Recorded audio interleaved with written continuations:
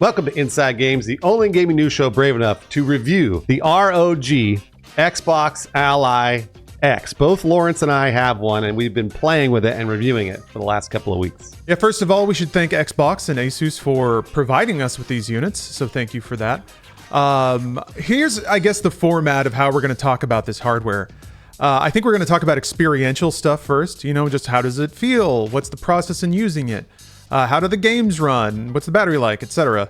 And then Bruce is going to take us to Stat Town, basically like math for math. How does this compare to its contemporaries in the market in price and performance? That's right. Yeah, I spent some time with it benchmarking, and I did my best to look for the other benchmarks across a lot of these handhelds, and I tried to compare them to the handhelds that I think people would compare this to. So I'm not going to cover every single number, but I got a lot of them. So I did my best there. I'm actually excited to hear these numbers. I had a chance to look at them, but it's always interesting to because the tale of the tape doesn't really tell how a unit will perform these days. And on that note, bit of a disclaimer myself. I picked up this unit from Xbox when I was on 36 hours of staying awake, massively jet lagged. And then I came back to a whole pile of stuff I had to take care of first. So disclaimers, I've only had about maybe 3 or 4 days of use with it, but I have used the original ROG Ally. That's kind of the first in this hardware line. So I have a lot of experience with this ecosystem and handheld PCs in this sort of family. So I still have something to say. I just wanted to disclose the amount of time I've had with the unit itself. I've had about 12 days with it. And interestingly enough, Lawrence has a bunch of experience with handhelds, and I have none. I have never had a handheld PC. This is my first. So I don't even have a Steam Deck, nothing. So to me, we come from completely different backgrounds here on checking out this handheld. This is great. Okay, good. I'm actually really excited to hear what you think about it. So let's just start with the most basic thing, like the physical aspect of the unit itself. How did it feel in your hands, Bruce? Let's take a look. So this thing is huge. It looks really big, and when you put it in your hands, it doesn't feel big to me, which is kind of interesting. So I would hold this, and when I saw it and pulled it out of the box, I was like, "Whoa, this thing's gonna be heavy." It's not. It doesn't feel heavy, and it feels actually very comfortable because of these grips. Yeah, I agree. The grips are. This might sound hyperbolic, but probably the best part of the whole thing. It is magical how this unit does not feel heavy when you're actually holding it with the proper grip. But the counterpoint to that is anytime you're not holding it, fully gripped properly around the grips, it is heavy as hell. So that's anytime you have to adjust the volume rocker, hit the power button, do Windows stuff, which we'll get to in a minute, but that can involve a lot of tapping on the screen. It's a lot faster than just using the controls. So yeah, if you have to do anything other than wrap your paws around these very well-placed, well-angled grips, it's not going to be a good time. But the grips are great. And I think what I like is that when you're holding it kind of in a neutral position, the unit has sort of an angle to the screen built in relative to the grips, and also even relative to the bottom. The bottom is kind of flattened on an angle. Does that make sense? And that actually helps in a few ways. I think if it's resting in a dock, that means that it'll be flat here instead of angled like that and having a sharp corner. Because a lot of docks I've used in the past have to account for that. They basically have an angle inside to host it. So that's kind of nice. That feels a lot more stable. And if you have it in your lap, then it's the flat part rests against your legs versus sort of an angled thing. So it's kind of nice. When you're holding it, it's almost like the entire unit is tilted automatically for an easier viewing angle of the screen. So I really appreciate that. Yeah, once you get it in your two paws, in your two monkey hands, then suddenly it makes sense. But man, the first time you grip it from the middle and pick it up, your wrist shatters and your forearms pop. And I'm being a little dramatic, but yeah, it's not super comfortable to hold like that. Because I had to do a lot of Windows stuff where I basically would throw a pinky under it and then try to tap around. And then after a while, yeah, my wrist would get a little angry at me. Yeah, that was one thing, Lawrence. I remember, you're right. I would end up holding it with one hand, so I would grip it like this, and then just for a few seconds, you're my wrist is shaking, because you're trying to use the touchscreen and holding it on one side, and that is really not the best way to do it. They did do their best to sort of build in the UI so you could use the joysticks to move the mouse around if you wanted to, or just put it on a table and use the touchscreen, that sort of thing. Yeah, they tried their best, but there's, in my experience, many gaps of functionality between controller and Windows, which you still have to do some ferreting around in Windows, but we'll get to that in a moment. In terms of the unit itself, I appreciate that there are 2 USB-C ports on the top. In the past, a lot of these handheld units would just have one. So if you had a USB hub, it had to be a hub that could also do power delivery, and you'd have to chain your power source through a hub. Now you can just have it plugged in and then use any old other thing on top of that. So that's really nice. There's an SD card expansion on top. That's pretty standard. And then there's paddles on the back. How do you feel in general about the controls, Bruce? The analog sticks, the buttons, the triggers. Man, I'll tell you what. It really feels exactly like an Xbox controller. When you're gaming with it, which is what you're supposed to do with it, it feels great. It really does feel just like you're holding an Xbox controller with a screen in the middle.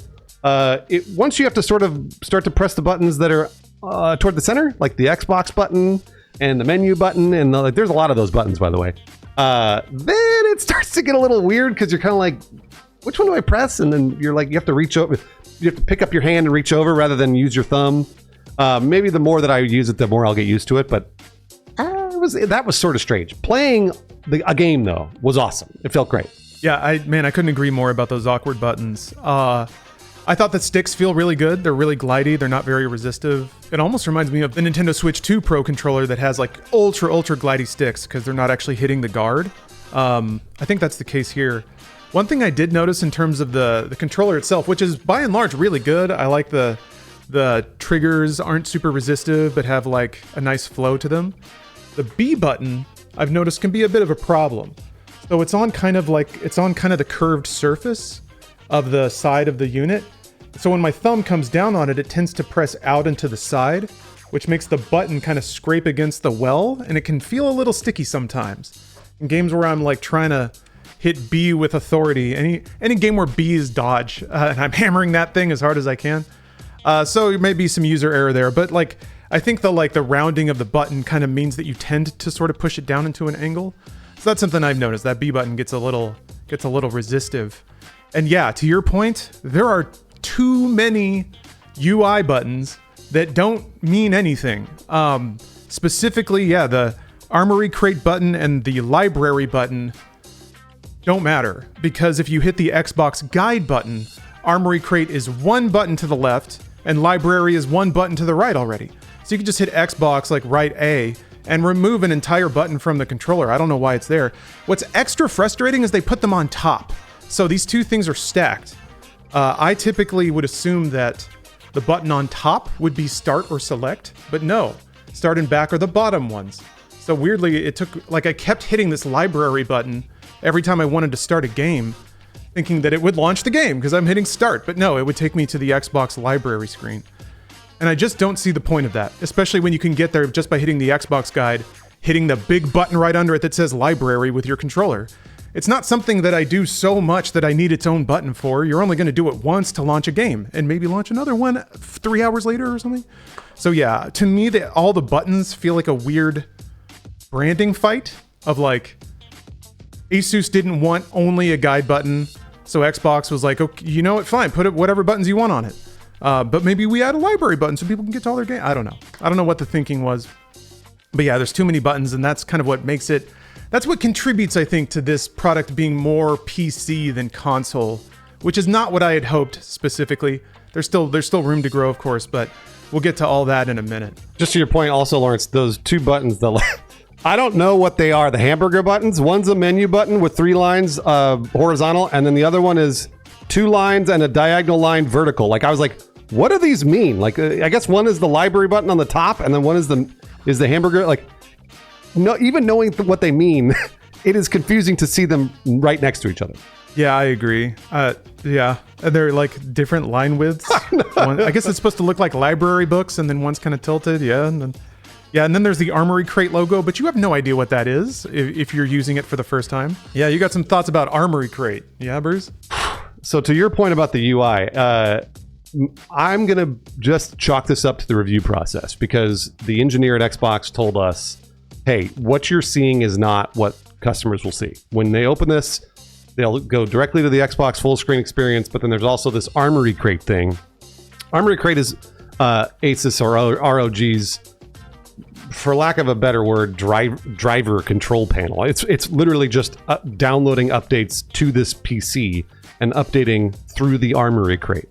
So you're gonna have to use the Armory Crate, and you're probably gonna have to use it once a week at the very least, because it's gonna push updates periodically to this machine, especially at the beginning when this first launches. So you're gonna kind of be bouncing back and forth between the Xbox full screen experience, Armory Crate, Windows. I mean, there are so much Steam, you're gonna be all over the place. And that, I didn't realize that there was gonna be that until I got into it.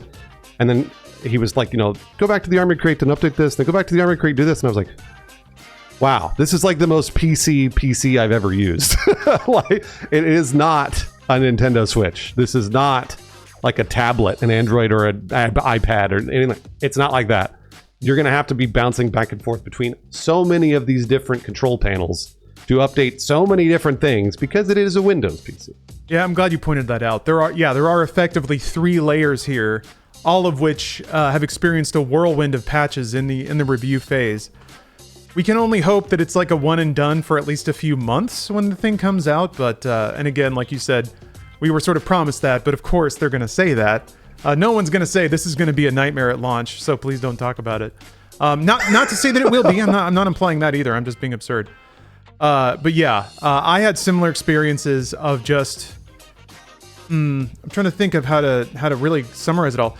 Yeah, there's just times where the console controller-based facade just completely dissolves. And yeah, when you're bouncing back and forth between tons of updates, the thing launches in full screen experience, but then it immediately tells you that the Xbox app needs an update. And then you have to go into Windows and close Xbox so that it can update, and then you reboot back into FSE. Yeah, there's a lot of... I mean, just like little things that should have been paved over at this point, like syncing a new controller. You can open the Windows setting app in full screen experience, which I guess, all right, moment of explanation about what that means, I think. So sorry to sidetrack, but this is the hardware unit itself, which again is a mobile PC, is backed by a new version of the Xbox app that can use something called full screen experience, which means essentially that it boots into a very stripped down version of Windows that means that like Windows processes that don't matter for gaming won't be draining battery life or affecting performance. So running a game through the full screen experience means that it'll run better and longer. But since Windows is backing everything, you'll have to go to full Windows fairly frequently to get things to work in the first place. That includes synchronizing a Bluetooth controller. You can and you can't. I can see the vision, but I wasn't able to access it myself. So the idea is you can launch the settings panel in the full screen experience. It's basically like a way, it's like old exclusive full screen used to be for PCs. It's where the entire PC is wrapped around running one thing at a time. So you can launch the settings app as the one thing. You can try to sync a controller, but I don't know. I hit controller input walls, or controller cliffs, as the engineer described them in our brief conversation, where like suddenly I had to tap the screen, or I had to use maybe a keyboard or something to finish setup. And that's where, unfortunately, I think this thing is going to shake off anyone that isn't a PC enthusiast or into like gadgetry or already really familiar with Windows, which is unfortunate. My hope for this device, or that its software would be able to present a fully console-style interface without all that tweaking. I'm getting on sidetracks here, but I had to run regedit to get Battlefield 6 to work on this thing. I think that might be the case for new games too, is there's going to be some Windows junk to figure out before you can finally get it to where you can launch it inside of FSE and get all the benefits of the device itself. Yeah, when Lawrence says FSE, he said it about 1,000 times, full screen experience. And I really do think this device in 6 months' time will be really close to what they want. They were very transparent, by the way. Microsoft's very transparent. They were like, we're launching this, and we know that full screen experience is not fully where it should be. They're getting to it. And for early adopters, I think that kind of makes sense. Generally speaking, when you buy a device like this and you're an early adopter of tech, you're going to have to fight through some layers of, it doesn't work right away. That's usually the way it works. Not always, but most of the time. So we're not saying that it's bad. You're just gonna have to do it. If you buy it, you're gonna have to do it. And you probably already know that because you probably are an early adopter PC gamer. However, I say give them 6 months, and full screen experience is probably way better than it is right now. They're clearly trying, and they'll get to it. I agree. Yeah, this is the vision is exciting, and when it works, it's exciting too. But it does take some massaging to get there. Oh, another reason, Lawrence, you're gonna have to be in Armory Crate 1,000 times is because this thing is constantly bouncing back and forth between. There's a gamepad control mode, and then if you tap it, there's a desktop control mode right there, and then you tap it again, and there's an auto control mode. So they told me that the auto control mode doesn't really work. So if you cycle through gamepad or desktop control mode through the Armory Crate, what that means is you're going to use the gamepad to navigate this device most of the time. You're going to use the joysticks, things like that. Probably not the touchscreen. If you use desktop, then it'll end up being your finger. Your finger's the mouse, and you move around using Windows with that control mode. You're going to have to do that a lot because I noticed that sometimes I would launch an application that was like not working, and I was like, my buttons weren't working. I was like, what the? So I have to go to Armory Crate, change the desktop control mode, use my finger. And then other times I would launch something that it was like probably a game, and the mouse didn't work at all. So then I have to go back and go to control or like whatever controller control mode, whatever it was called. Let me hold on. Then I would go to gamepad control mode, and then I have to use the gamepad. So it was trying, and auto control mode doesn't work. I'm sure it'll get there, but that was something that, again, using it, you're going to have to cycle between a bunch of different modes. I'm so glad you brought that up because Armory Crate is actually really great on the ROG Ally I already have because it works. The switching of controller template is largely perfect. You run a game, it swaps your controller template to a controller, you play with a controller. It goes back to Windows, then the analog stick moves the mouse, you click with the triggers. It's actually it's awkward, but not the worst. And it's actually pretty easy to control Windows just from a mouse, and then maybe even copying and pasting text. I have a password manager, so to log into some games, I just use the mouse to go up, copy my password, paste it into a box, fire it away. And then that way I don't have to do the thing where you change your grip to tap the screen or find the Armory Crate button out of the pile of buttons on the left side and then manually click it over. So yeah, that was a huge annoyance while using this device as well. And another one of those long line of small frustrations that really pushed this out of being a really breezy console style experience, which is what the UI seems to want it to be. So yeah, Armory Crate typically works but for some reason, I guess full screen experience plus that, it's just kind of busted. I really hope that it's fixed before launch because manually changing back and forth, it's like an extra layer of confusion on top of trying to figure out how to use Windows on a device that it's really not meant to be on. There is one somewhat saving grace so you mentioned Armory Crate, the control templates are pretty busted. It does a new thing though now, which is different than what it used to be. Now if you have a Bluetooth controller connected, you can use that to control the desktop as well if it's in desktop control mode. So that was a bit of a frustration I would have in the past. I would have the ROG Ally plugged into a hotel TV. I'd be laying in bed with my little Bluetooth controller, and I'd want to use the mouse to launch a game, but I couldn't. You had to get up and walk and use the on-unit controls. So it seems like now Bluetooth controls will control the Windows experience, which is just one sliver of a step towards this dream where you can just kick back on the couch or not move your hands on the unit itself and do all the Windows bullshit you need to do. Which hopefully the Windows bullshit you need to do also gets smaller. But that's one improvement over where it used to be. I'm going to give credit to Microsoft, and I will say that, again, this was all part of the reviews process. They told us this. They said, you're going to run into these problems.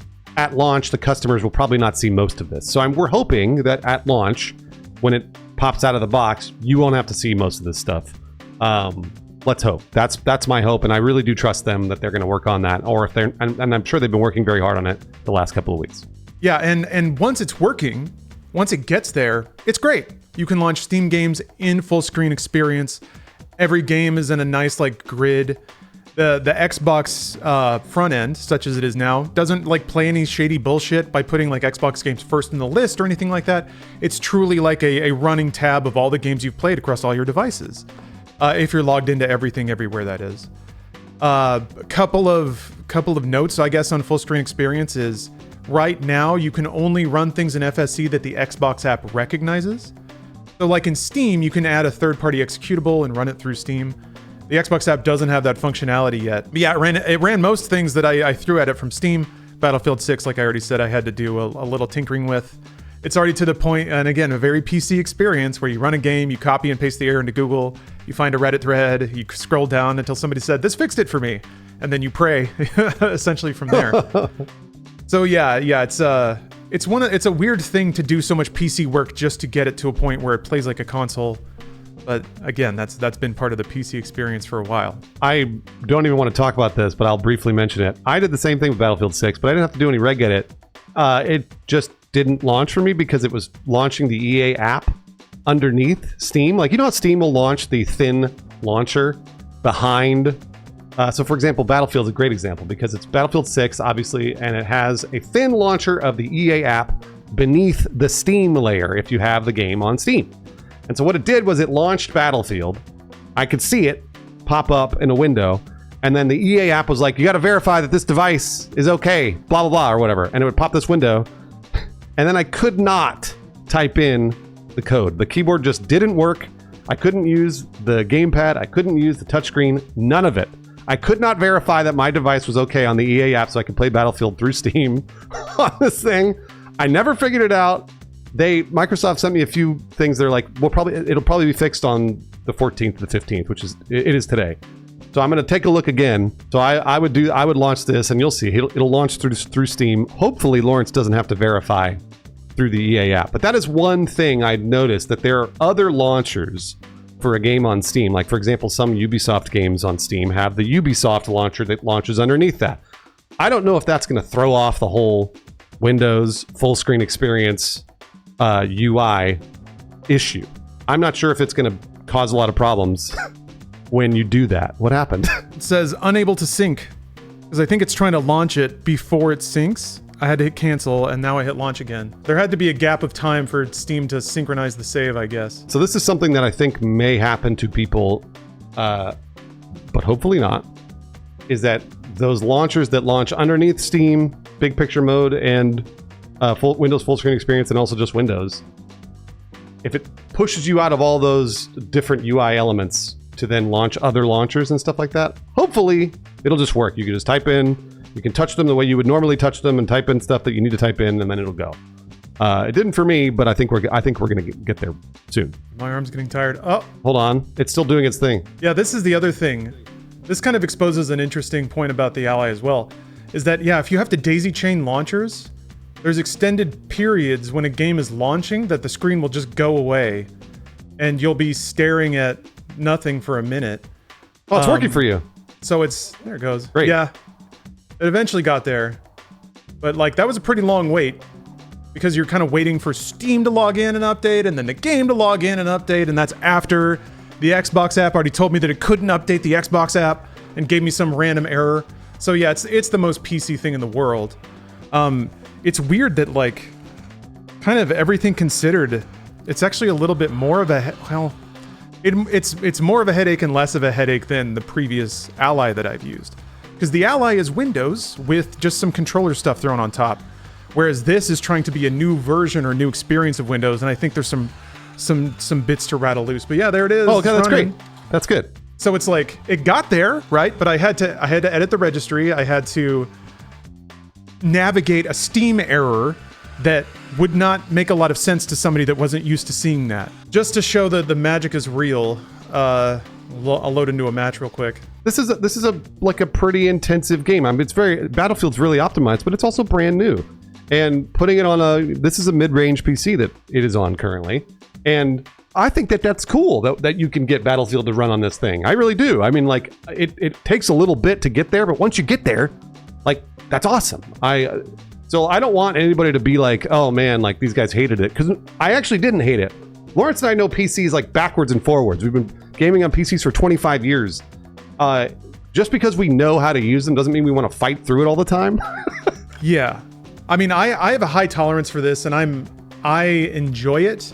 I'm just trying to, I guess, really illustrate to folks what the experience will be like. But yeah, look at this. There you go, though. Look at that. Sick.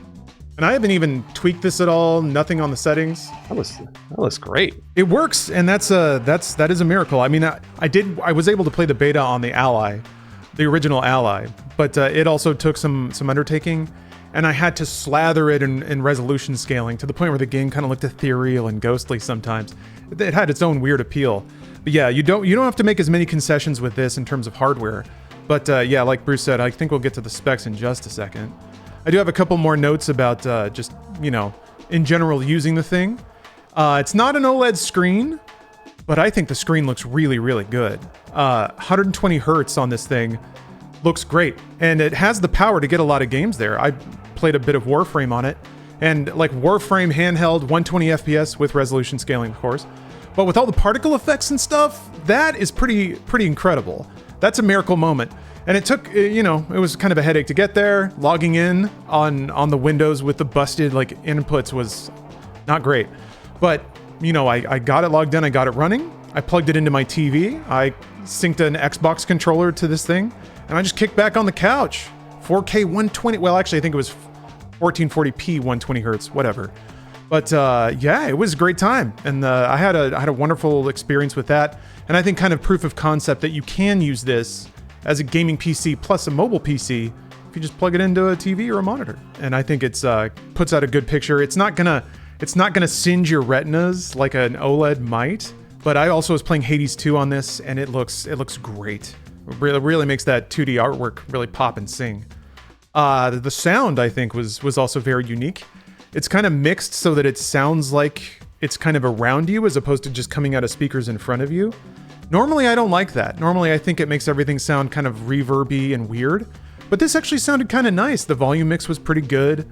And yeah, it felt like I was in a bubble of audio. So high marks for that. And I usually really don't like onboard audio for anything. Now about the battery. It's more than the Ally, because the original Ally, if I was playing like any kind of 3D game and I didn't have it on the most conservative battery settings through Armory Crate, that thing would burn out in an hour, maybe an hour 10 minutes. This, it's basically double that. It feels like I was playing some heavy 3D shooters.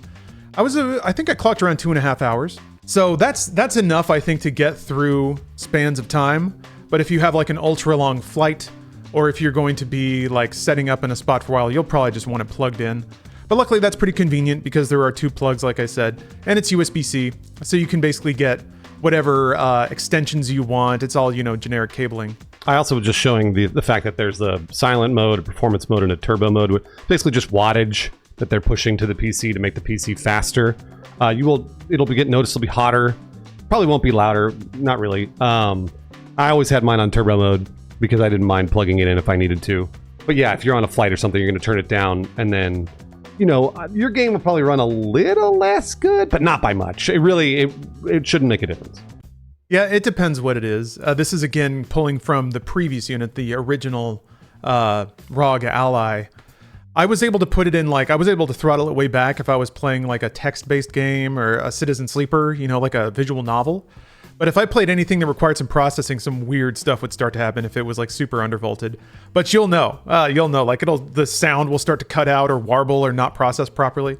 But yeah, you just give it a little extra beef. But that said, if you're playing like an old emulator, you're playing some like indie game, and you are on a long flight, you probably could throttle it down. Unfortunately, doing a full battery test like that takes like 6 hours to see what the true life is. So I don't have those numbers on me. But the battery also kind of interfaces with some of the OS stuff we were talking about. So it seems to me that in full screen experience, the battery is actually really efficient. And I think a lot of those efficiencies are actually felt when the system is in sleep mode versus just in general. I noticed that if you put the unit to sleep with full Windows running, it will eat everything in your battery overnight. I did that once and then woke up and it was dead. I had to let it charge for a couple of seconds before it would even boot up again. But in full screen experience, it seems to extend that battery much, much longer. Also, the thing I noticed, it doesn't charge super fast if you're playing while it's plugged in. But the second you put it into sleep mode, the charge rate just shoots through the roof, especially if you're in full screen experience. So I was kind of impressed. I was playing some games. I drained it down to about 5% battery on like a battery length test. And so I plugged it in, hit the sleep button because I was playing, I think, Hades 2 in full screen experience. Put it into sleep mode, got up, did some laundry, came back. It was already at like 30% battery after maybe being gone for like 10 minutes, I want to say. So as long as nothing else is running, that thing will charge really quickly off its, I think, 65 watt charger. But apart from that, you're always going to be fighting the system of the... You're always going to be fighting the guts itself if it's plugged in, if you want to charge at the same time. Okay, Lawrence, so we'll get into the performance aspect of this because I actually have some true numbers to put to this. I benchmarked this against a lot of other handhelds and benchmarks that I pulled from mainly Tom's Hardware. Tom's Hardware is great. I've been reading Tom's Hardware for years.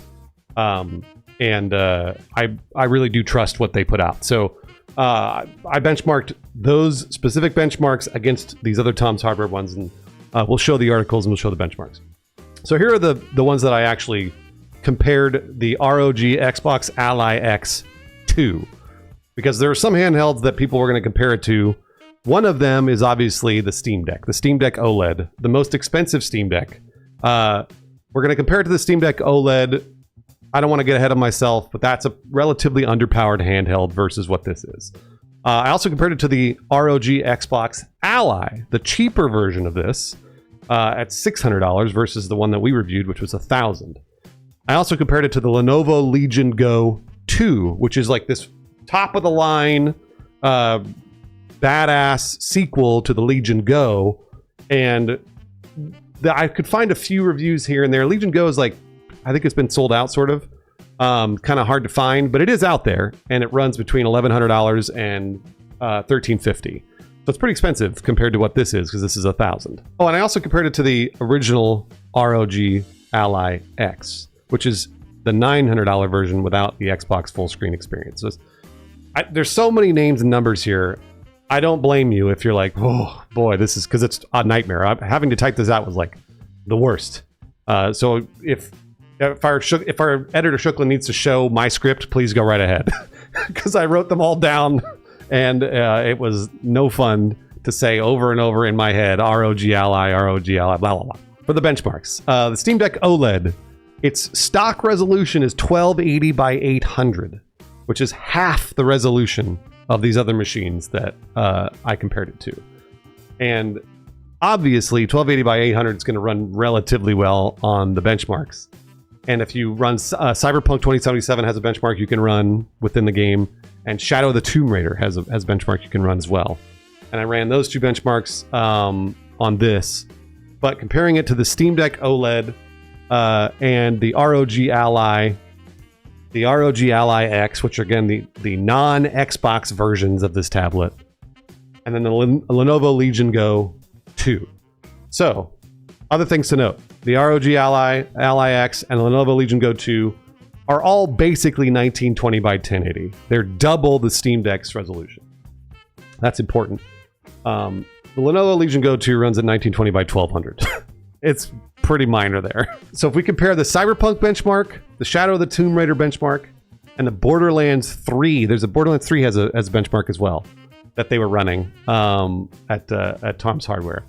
And we compare those three, the ROG Xbox Ally X truly comes out on top for the price. It really does. It's very interesting, and I'll get to the actual numbers in just a second. So let's talk about the comparison. Like I've been comparing the displays. We sort of talked about it a little bit. Steam Deck is an OLED. The Lenovo Legion Go 2 is an OLED, and the ROG Xbox Ally X is an IPS, an FHD IPS. Really depends, but like Lauren said, the screen is great. I really like the screen on the Xbox Ally X versus, an OLED. OLED's going to look sharper. I think it's pretty minor, and I think the resolution of the Steam Deck, since it's 1280 by 800 versus an ROG Xbox Ally X, I think the resolution is actually more important than whether or not it's an OLED. We talked about the weight comparison too. Another interesting thing about this is the Steam Deck only weighs about 75 grams less than the ROG Xbox Ally X. So everyone's like, oh, well, it's a smaller machine, it's cheaper. It's only 75 grams less, which isn't much. The Lenovo Legion Go 2 weighs 200 grams more than the ROG Xbox Ally X.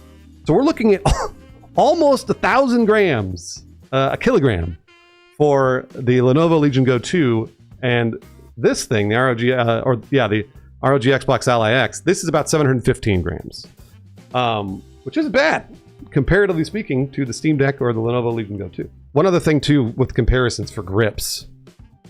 Lawrence and I already talked about the fact that the grips are superior, but I truly think the grips are far and away superior to the Steam Deck OLED. And I haven't used the Lenovo Legion Go 2 yet, but I'm going to say it.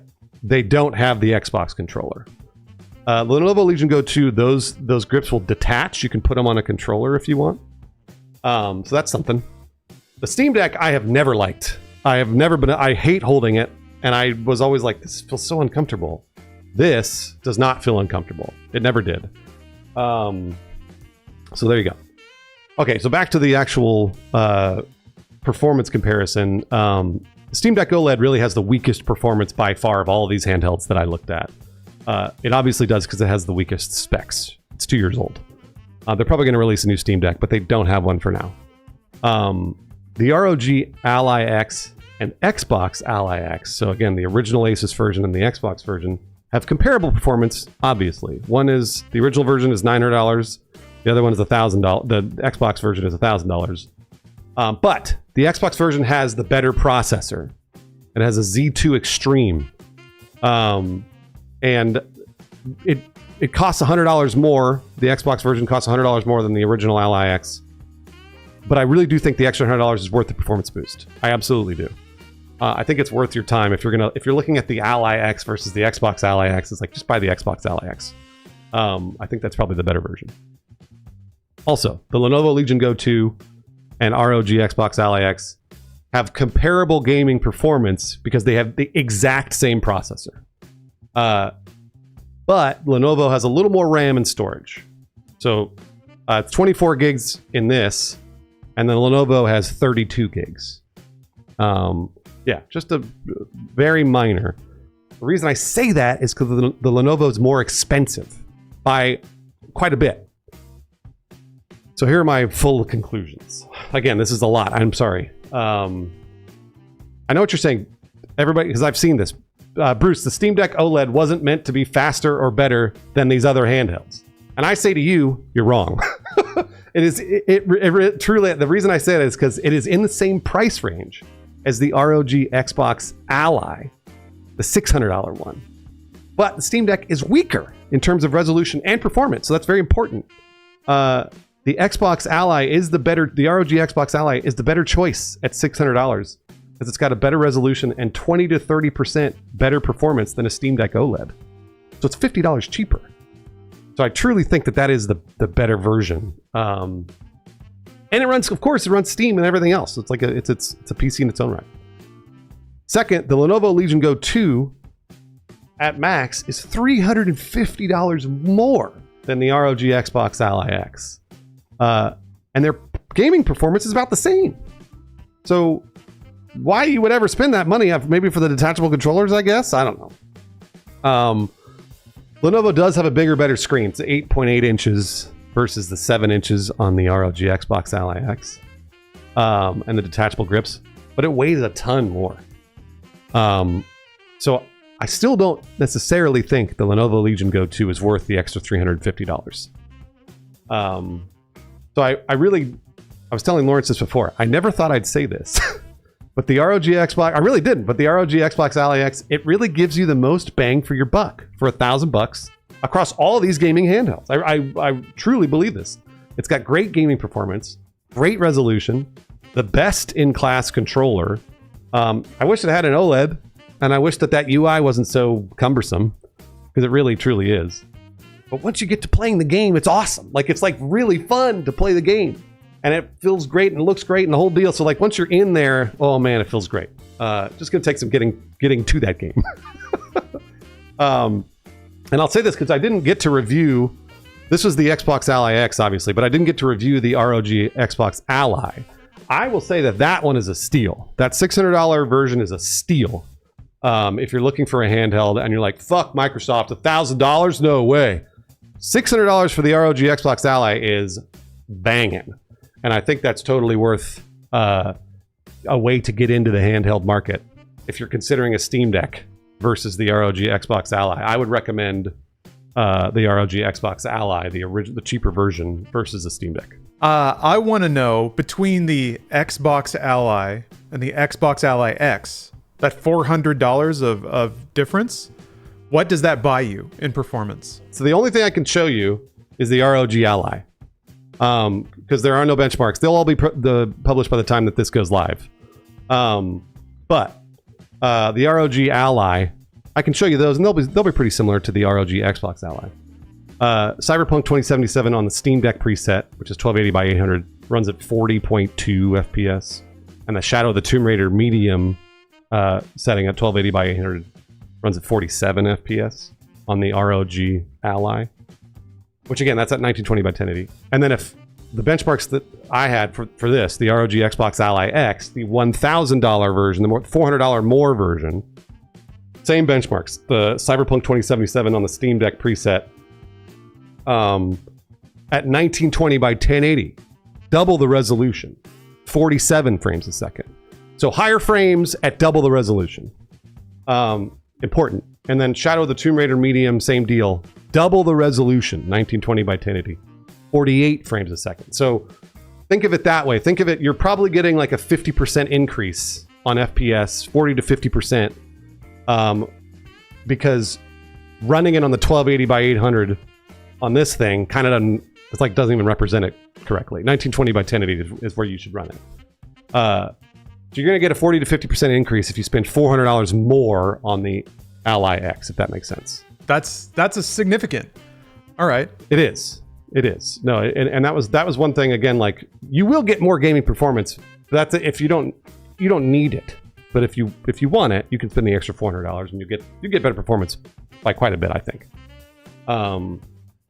Yeah, and then I guess other notable benchmarks to compare would be the Lenovo Legion Go 2 versus the ROG Xbox Ally X. The Lenovo Legion Go 2 runs at 1920 by 1200 resolution stock, and then the ROG Xbox Ally X is 1920 by 1080 stock. So we're talking apples to apples comparison, right next to each other. The Cyberpunk on Steam Deck preset, Tom's Harbor didn't even publish it. They said it was so bad, which is interesting. Yeah, I know. Shadow of the Tomb Raider medium is at 47 frames a second, and then Borderlands 3 DX11 medium is at 56 frames a second for the Lenovo Legion Go 2. For the ROG Xbox Ally X, Shadow of the Tomb Raider on medium is at 48 frames a second, so right down the line, almost parallel. And then Borderlands 3, 52 frames a second, just a few frames lower than the Lenovo Legion Go 2. So they truly are comparable, but again, the Lenovo is $350 more than the ROG Xbox Ally X. Okay, wow. Then it compares very favorably to its price point to other PCs, which is, yeah, it's something that this device is, I think, running headlong into. Is it's trying to split the gap, and I wonder if people's pricing expectations will adjust accordingly.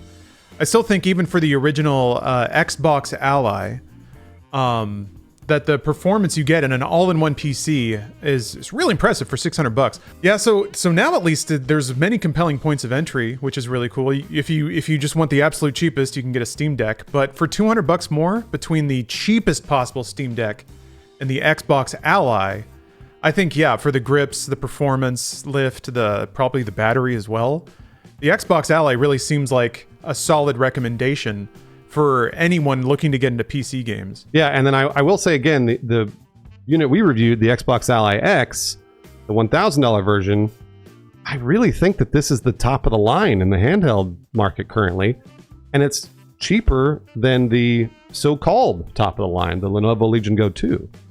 And I was kind of shocked by that. I really was. I did not expect to run the same benchmarks and get basically the same performance as I saw from the Lenovo Legion Go 2. So kudos to Microsoft. I know we talked a lot about how we didn't like the UI and how we really had to fight through those things, but I'll say it again, once we get to the games, you're going to have a blast, and it's going to look great, and it seems to be able to run Battlefield 6 and like other brand new video games at a pretty solid frame rate. Yeah, I have maybe done too much picking apart the UI and stuff like that, because I agree, once you get over those PC headaches, you're flying, and it was a great experience. The battery was generous enough, and yeah, the performance was really impressive. It really did feel like holding the future for a bit. But again, it's that climb to get there. We can hope that that will get ironed out over time. And again, if you're a PC enthusiast, which I think is, or a PC curious, which is maybe the two people that would be thinking about buying this and looking up a launch review, then yeah, I think like I think the Ally X is a PC enthusiast dream because they'll have the tolerance to do all the settings and configure everything. And once you do get to that flow where it just boots right into the Xbox app, you hit one button, it launches right into your game. That's pretty cool to see, even if you already have had a Steam Deck or something like that. It's nice to see a Windows device trying to play so nice with the rest of the ecosystem. But I'm kind of excited about the $600 one. I'm excited to, maybe 6 months from now, have a unit that you could recommend to somebody that plays a Switch and be like, hey, there's a whole universe of other games over here, provided they're not satisfied by their Switch. And as we round it off, I have a couple of things that I noticed playing the thing. First of all, it comes with 3 months of Game Pass Premium, which is kind of weird. Luckily, it looks like it's tied to the hardware itself, so you don't have to redeem a card or anything. It just says this device is qualified for Premium. But Premium is kind of, you don't want that one. There's 4 tiers now. You want the PC Game Pass one. Now, you can use your 3 months or whatever, but Premium doesn't have access to day one games. And PC Game Pass actually has a larger library on PC than Game Pass Premium does. So I don't know why they chose that as the one to give away. But yeah, if you want the tier of Game Pass that will have Call of Duty and Ninja Gaiden 4, that is PC Game Pass. It's not Premium. So keep that in mind. Also, this is a Windows tip that I do every time now. It will force you to sign into your Xbox account. I mean, a console does that now too. And a lot of Windows enthusiasts kind of balk at that. I don't mind so much because as soon as you get into Windows, you can go right to account settings and convert your account into a local account, which means it'll just boot right off your hard drive. You don't have to worry about using a PIN or a password. I kind of hate that stuff. So yeah, if you have it set that way, you just turn it on the power, it'll boot right into Xbox and you're right away into your games. Yeah, good tips, Lawrence. Again, I'm kind of surprised at the performance of this thing, and I want to say kudos to Microsoft because they really have made a very good machine at a solid price point. That seems like a lot of money because it is. $1,000 is a lot, but in the market of handhelds, it's actually a very good deal. Yeah, I agree. And it can play pretty much everything. Everything and anything you can throw at it, provided you have, the endurance to get through some of the PC hurdles to get there. But yeah, it's an extremely versatile device, an all-in-one kit that can hit like mid to high gaming performance, even on modern releases. That's really, really exciting stuff. And yeah, Bruce and I were such huge PC enthusiasts. I'm rooting for this device because I can see the vision behind it. And yeah, I think like we both have agreed, I think maybe 6 months from now, once they've iterated on this full screen experience and kind of sanded off all the Windows harsh edges you run into using a controller, I think it could be something very magical. Absolutely, yeah. Thank you again for watching Inside Games, our review of the ROG Xbox Ally X. Getting all the way to the end of this video. It's a long video. We appreciate it. And if you ever want to support us on Patreon or even just subscribe to our channel or hype our videos, please do. We really do enjoy doing what we do here. Yeah, and if you have any lingering questions, you yourself, feel free to just leave it in the comments. We'll try to answer it to the best of our abilities, or even maybe if there's an angle of this thing we haven't tested or tried out, you can ask and we'll try it out and answer you in the comments. So thanks again for watching, and thanks again to Microsoft and Asus for partnering up for this awesome handheld PC. Brighter days are ahead, Bruce. I can't wait. I'm going to play so many games on this thing.